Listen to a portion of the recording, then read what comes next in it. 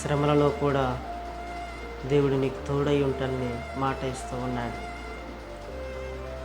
ఏ విషయంలోనైనా నా కన్నవారిని నన్ను విడిచిపెట్టారని నేను బాధపడుతున్నావేమో, నా అన్నదమ్ములు నన్ను గేలి చేశారని అనుకుంటున్నావేమో, నా యొక్క సొంత వాళ్ళే, నా సొంత బంధువులే, నా ఊరు వారే నన్ను చాలా చిన్న చూపుగా చూస్తున్నారని నువ్వు అనుకుంటున్నావేమో.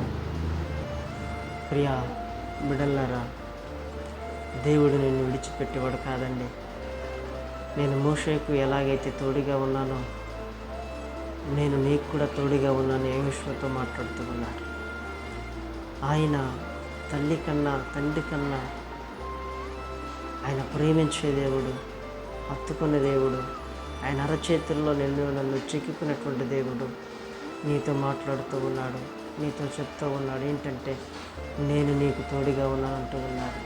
నిజమే, అందరూ విడిచిపెట్టినా కానీ నేను విడువను, ఎడబాయనని మాట ఇస్తున్న దేవుడు. నువ్వు నమ్ము. అందరూ లోకమంతా ఒకటైపోయినా నువ్వేం బాధపడకు.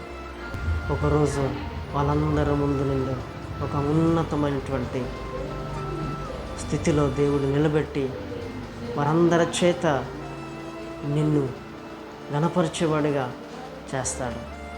గనుక నువ్వు కృంగిపోవద్దు. నీ హృదయాన్ని దేవునికి ఇవ్వు. ఆ దేవుణ్ణి హత్తుకో, ఆ దేవుణ్ణి ప్రేమించు, ఆ దేవుణ్ణి ఆరాధించు. దేవుడు నిన్ను బహుగా దీవిస్తాడు, నీకు తోడుగా ఉంటాడు. ఆమేన్.